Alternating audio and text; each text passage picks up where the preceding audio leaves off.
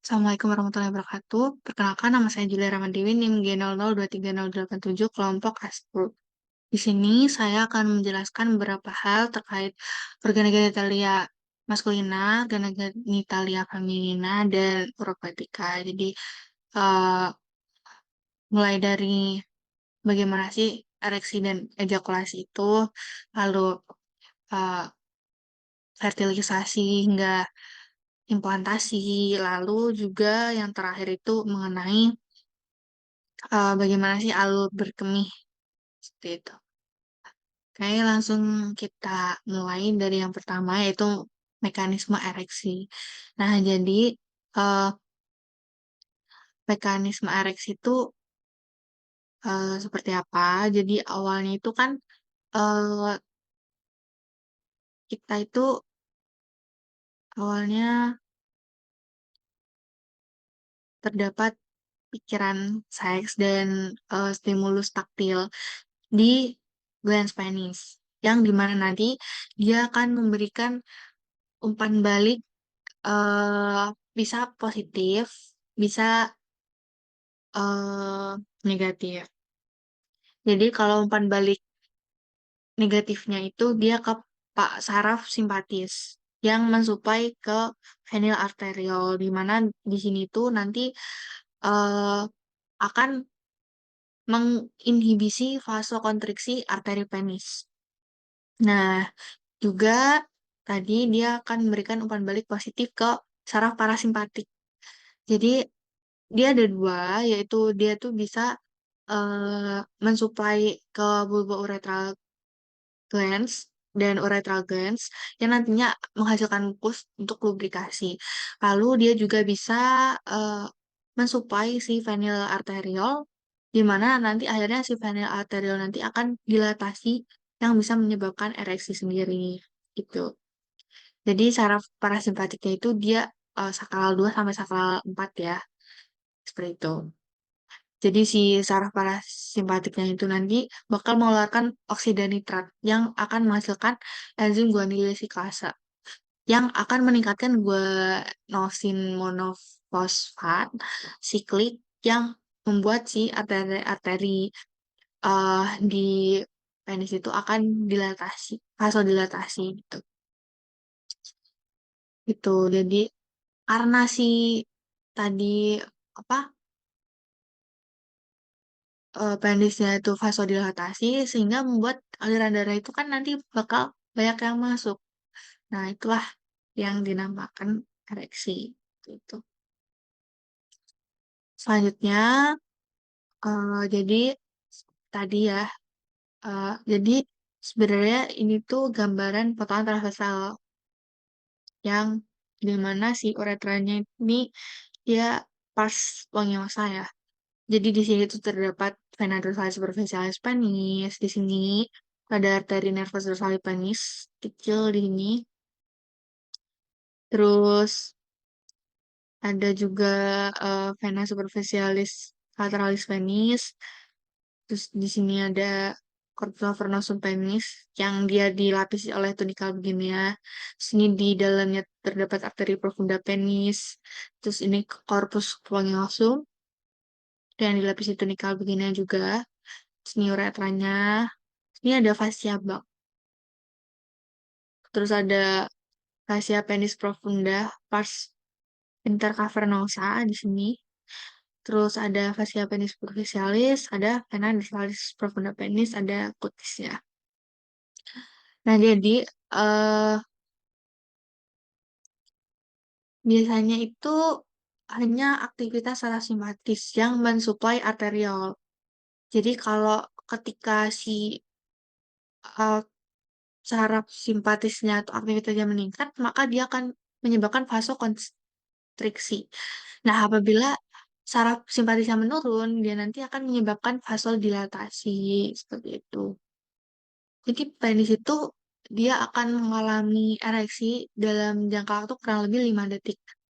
Nah, eh, jadi yang tadi si corpora cavernosa ini dia yang terisi darah itu dia bakal menekan vena di sekeliling penis ini.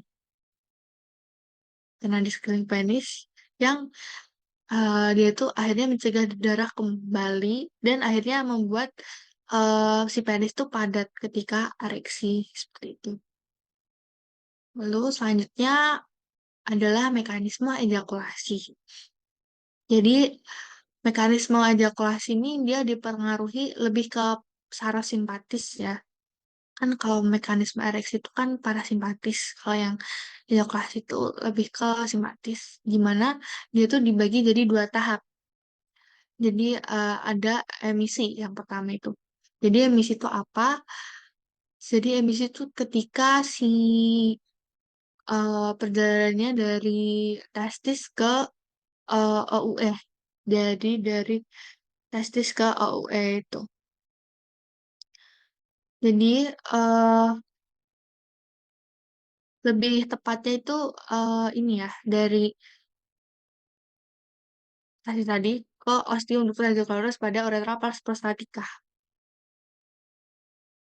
Nah, jadi ketika fase ini dia itu kan terjadi eh, mendapatkan impuls simpatis yang menyebabkan si glandula pada organa genitalia maskulina itu seperti kayak vesicula seminalis, terus prostatik dan ampula dari vas deferens itu mengantarkan semen yang isinya itu ada spermatozoa, cairan vesicula seminalis sama cairan prostat itu ke uretra interna seperti itu. Jadi saat fase ini itu tuh si sphincter uretra interna di leher vesika urinari tertutup itu dia fungsinya untuk apa? Yaitu untuk mencegah biar semennya itu eh, nggak masuk ke vesika urinaria biar nggak terjadi retrograde ejaculation. Seperti selanjutnya ini ada ekspulsi, gimana keluar ya, jadi keluar dari OUE, osteoureter external. Jadi di sini tuh pengisian uretra interna dengan semen mengeluarkan sinyal sensoris yang dihantarkan melalui si nervus pudendus ke bagian pregriosakralnya si medula spinalis. Jadi nanti itu akan menimbulkan rasa penuh mendadak di organ genitalia internal. Jadi si sinyal sensoris itu dia nanti bakal merangsang kontraksi ritmis di organ genitalia maskulina yang akhirnya menyebabkan kontraksi musculus ischiocavernosus dan musculus bulbocavernosus yang nanti bakal menekan dasar jaringan erektil penis. Itu yang akhirnya menyebabkan peningkatan tekanan dan eh, gelombang ya. Kayak tekanan ritmis dan bergelombang di dua jaringan erektil penis dan di ductus genital.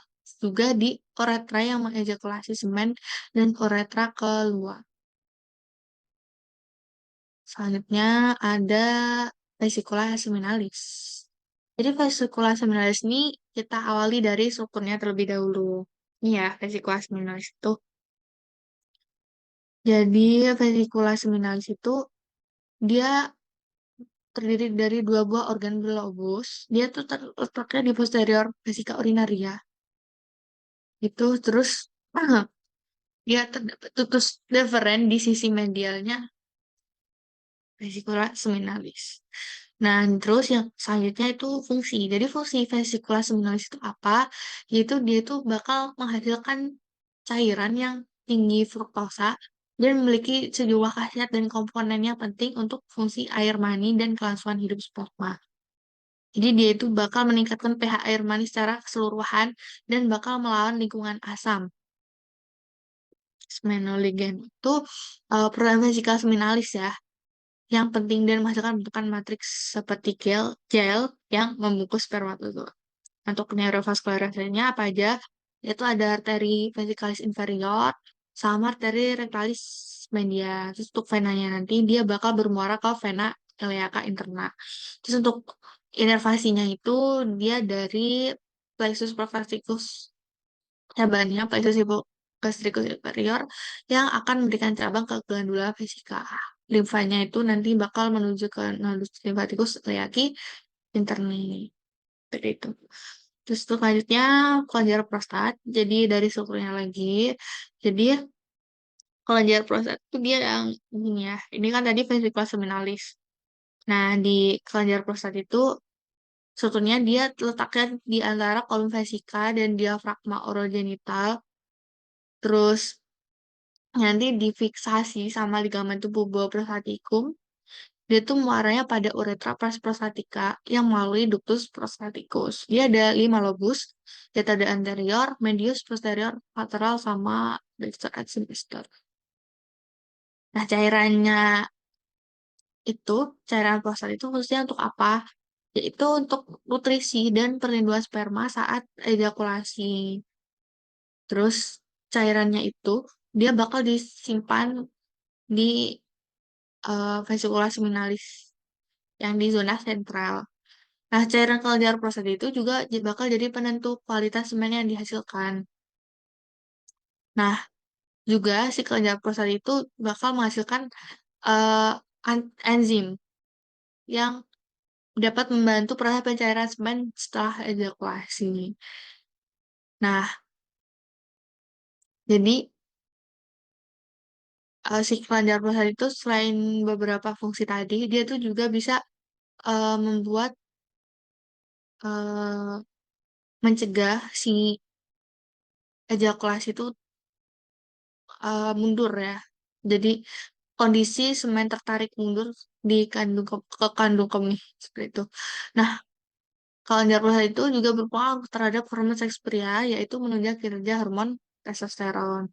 Untuk neurovaskularisasinya apa aja? Untuk arterinya itu cabang-cabang arteri vesikalis inferior dan arteri rectalis media. Terus untuk venanya nanti bakal untuk plexus venosus prostaticus menampung darah dari vesika dorsalis penis profunda yang nanti bakal bermuara ke vena iliaca interna. Untuk limfanya nodus lymphaticus iliaca interna juga. Terus untuk inervasinya itu plexus hypogastricus inferior. Saraf simpatik itu nanti merangsang otot polos prostat saat ejakulasi. Terus selanjutnya kelenjar bulbo uretralis. Dia yang paling kecil ya di sini letaknya. Nah, jadi struktur umumnya itu dia letaknya di bawah diafragma urogenital. Dia tuh di bawah musculus sphincter uretra externum. Jadi salurannya nanti bakal bermuara ke pars spongiosa, uretra pars spongiosa. Dia tuh homolog dengan glandula vestibularis mayor di wanita. Untuk fungsinya itu apa? Dia menghasilkan lendir bening kental sebelum ejakulasi yang mengalir ke uretra spons dan melepaskan residu urin sel-sel mati melalui meatus uretra. Terus dia juga bisa melumasi uretra dan meletakkan keasamannya mungkin muncul dari sisa-sisa tetesan urin di uretra. Terus selanjutnya mekanisme fertilisasi. Mekanisme fertilisasi itu seperti apa? Jadi mekanismenya itu awalnya saat berhubungan dengan tratus genital wanita, itu kan nanti bakal terjadi keaktifan spermatozoa untuk proses fertilisasi yang dinamakan kapasitasi spermatozoa. Itu terjadi kapan? Yaitu 5-10 menit setelah ejakulasi nanti, si sperma itu bergerak menuju ampula tuba fallopi yang dibantu oleh kontraksi uterus. Dan itu bafolopi adalah oleh si prostaglandin sama oksitosin. Nah, nanti enzim hyaluronidase dan enzim proteolitik yang terdapat di akrosomnya sperma itu, dia tuh penting fungsinya untuk apa? Yaitu untuk mencerna protein dan dalam elemen dasar jaringan yang terdapat di ovum. Terus, eh, ini mekanisme fertilisasi. Mekanisme fertilisasi.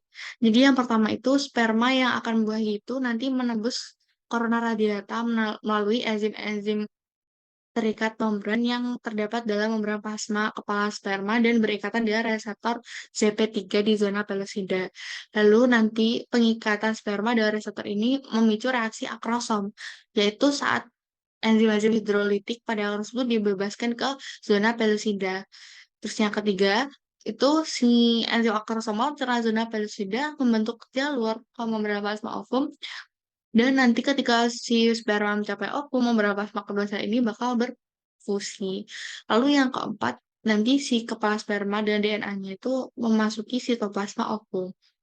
Terus nanti sperma merangsang pelepasan enzim yang tersimpan dalam granula kortikal di ovum yang nantinya bakal inaktifkan reseptor JP3 dan mengeraskan area si zona pellucida nanti yang akhirnya bakal menghambat terjadinya polisperma.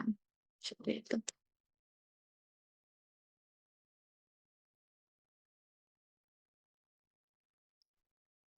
Nah, jadi ini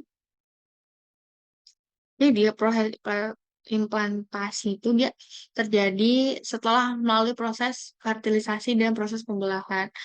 Jadi dalam waktu 24 jam setelah fertilisasi, sel tersebut tuh bakal membelah diri dengan cepat. Jadi banyak sel gitu. Nah, proses pembelahan ini bakal terus berlangsung seiring berpindahnya telur. Jadi kan tadi ini kan, jadi mulai hari pertama jadi sel tunggal, zigot, hari kedua bebelah jadi dua, hari ketiga jadi 4 sel, hari keempat jadi 16, hari kelima dia bakal jadi blastokista awal, lalu nanti hari ke-6 sampai 7 dia jadi bla- blastokista tahap akhir, yang nanti hari ke-8 sampai 9 nanti si embrio bakal memulai implantasi. Tuh.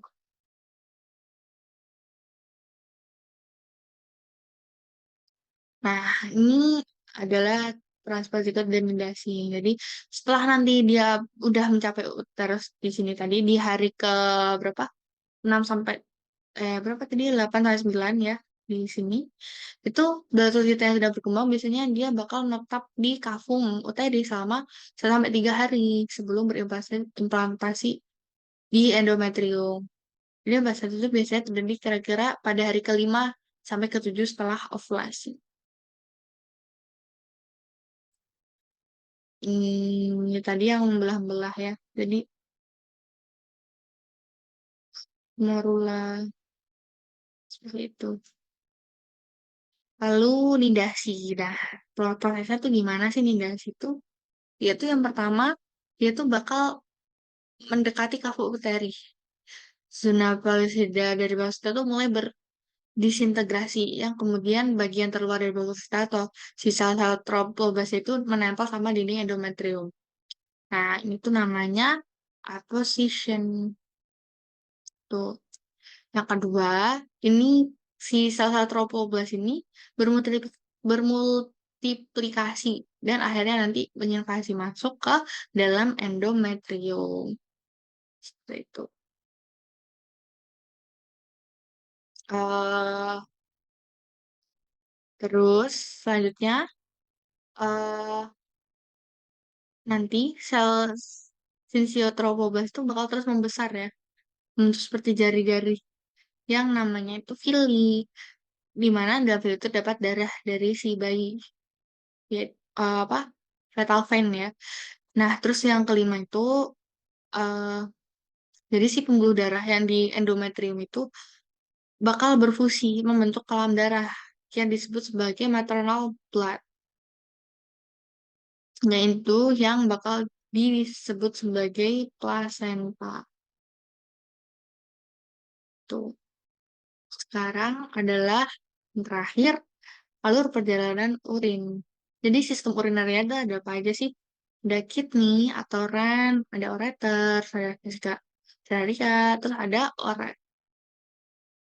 Jadi, awalnya itu dari RAN kan. Jadi RAN itu dia bakal mengekskresi sisa-sisa metabolisme dalam bentuk urin. Dan dia bakal mempertahankan senyawa seperti potasium dan sodium ke air dalam keadaan seimbang. Nah, ureter ini bakal membawa urin keluar dari RAN menuju si vesika urinaria untuk ditampung sementara.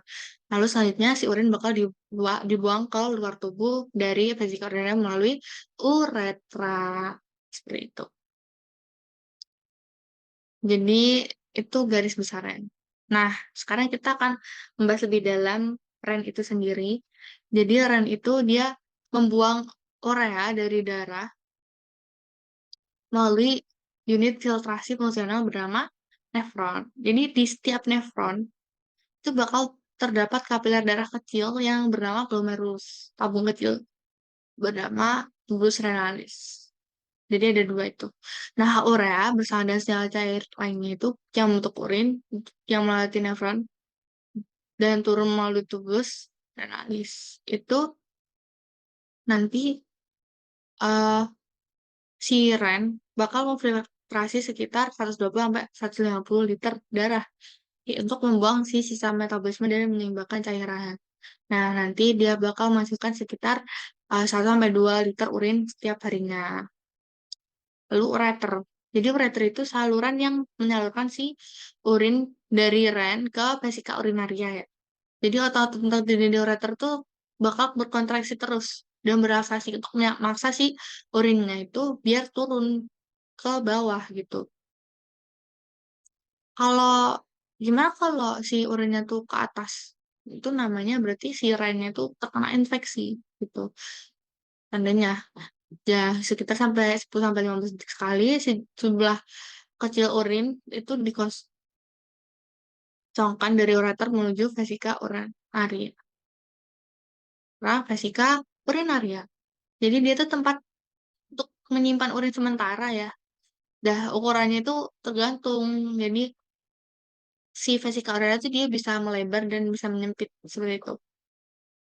Dia bisa kalau terisi penuh tuh dia bisa mengembang. Kalau kosong itu ya dia kembali lagi gitu di ukuran awal. Nah, eh, si vesika urinaria itu ada 3 lapis otot polos yang disebut sebagai musculus detrusor. Nah, pada kolom vesika itu terdapat musculus sphincter vesika. Kontraksi dari otot-otot inilah yang dia tuh membantu untuk menahan urin agar tidak bocor gitu. Itu juga terdapat musculus sphincter uretra internum yang dia nanti berkontraksi ketika menahan dan berasasi atau terbuka ketika proses berkemih. Dia tuh si vesika urinaria itu juga dibantu oleh saraf yang memperingatkan seorang waktu untuk berkemih atau mengosongkan si vesika urinaria. Selanjutnya, uretra. Jadi uretra itu fungsinya untuk apa? Untuk menyalurkan urin keluar tubuh melalui OUE, orifice uretra externum. Jadi si otak nanti itu bakal ngirim sinyal ke otot vesikul apa vesika urinaria untuk berkontraksi sehingga mengeluarkan urin keluar vesika urinaria. Nah, pada waktu yang bersamaan, si otak tuh mengirim sinyal ke muskulus sphincter untuk berelaksasi mengeluarkan urin keluar dari vesika urinaria ke uretra. Nah, pada wanita itu uretra sangat pendek, dan panjangnya itu sekitar 4 sampai 5 cm dan dia itu hanya dilalui oleh urin. Beda dengan pria. Jadi pada pria itu panjangnya itu 20 cm dan dia itu eh salurannya itu bisa dilalui sama cairan semen dan urin. Selanjutnya, bagaimana sih mekanisme berkemih itu? Jadi, mekanismenya itu ada yang bernama miksi atau urinasi, di mana dia itu pengosongan vesika urinaria ya. Seperti itu. Jadi, itu sebagaimana. Baik, jadi miksi itu prosesnya kan diatur di dua mekanisme, yaitu ada si refleks miksi sama kontrol volunter. Nah, jadi eh, awalnya itu di refleks miksi itu di kontrol efeknya itu kan si kandung kemih itu kan dia terisi nih. Lalu umpan balik positifnya si reseptor nanti bakal teregang. Dia akan menghasilkan umpan balik negatif sama positif. Di mana yang positifnya nanti eh umpan balik ke parasimpatik nervus yang nanti kemudian membuat si kandung kemih itu bakal berkontraksi. Akhirnya si sphincter uretra externusnya itu nanti bakal terbuka gitu ketika si kandung kemihnya itu kontraksi. Lalu untuk umpan balik negatifnya nanti ini ya apa namanya, ada 2 yang untuk cerebral cortex. Dari cerebral cortex itu dia bakal, eee, umpan balik positifnya neuron motoriknya itu nanti ke sphincter sternus, lalu ada 2 di mana nanti bisa terjadi si sphincter ureter sternumnya nanti menutup ketika motor neuron tuh terstimulasi atau terbuka ketika si neuron motor tuh, eee, terinhibisi. Nah, jadi ketika nanti terinhibisi apa, inhibisi, dia tuh nanti bakal terjadi urination atau berkemih, seperti itu. Sudah, sekian dari saya, bila ada kurang lebihnya mohon maaf. Terima kasih. Wassalamualaikum warahmatullahi wabarakatuh.